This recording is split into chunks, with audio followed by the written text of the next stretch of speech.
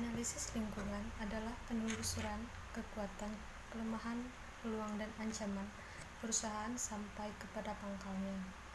Mengapa lingkungan perusahaan perlu dianalisis?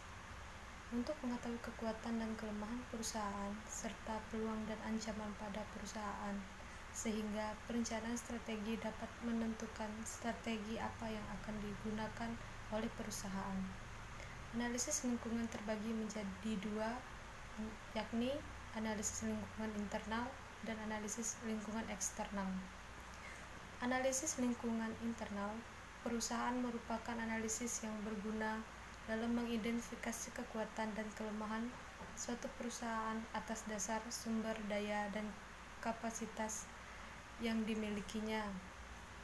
Lingkungan internal memiliki dua variabel, yakni kekuatan strength dan kelemahan weakness. Mencangkup semua unsur bisnis yang ada di dalam perusahaan seperti struktur organisasi perusahaan, budaya perusahaan, dan sumber daya.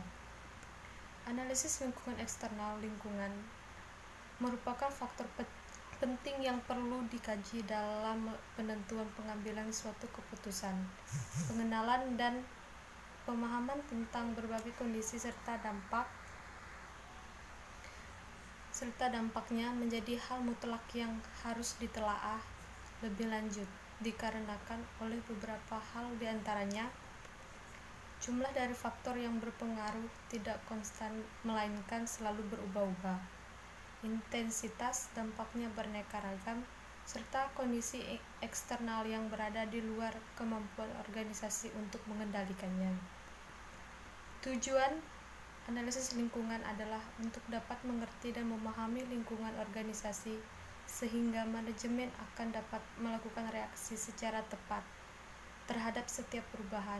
Selain itu, agar manajemen mempunyai kemampuan merespon berbagai isu kritis mengenai lingkungan yang mempunyai pengaruh yang cukup kuat terhadap perusahaan. Lalu, mengapa perusahaan perlu melakukan analisis lingkungan bisnis? 1. Agar pembuat strategi dapat mengantisipasi setiap kesempatan dan membantu mengembangkan sistem pemecahan sedini mungkin terhadap faktor-faktor lingkungan yang dianggap mengancam tujuan perusahaan. Kedua, untuk dapat mengefektifkan proses manajemen strategi, karena dengan melakukan analisis lingkungan yang diperoleh lebih efektif. Kemudian yang ketiga, untuk membantu manajer dalam meramalkan dampak lingkungan bisnis terhadap perkembangan perusahaan. Terkumpulnya berbagai informasi dari lingkungan memudahkan untuk membuat perencanaan jangka panjang. Sekian dari penjelasan dari saya, terima kasih.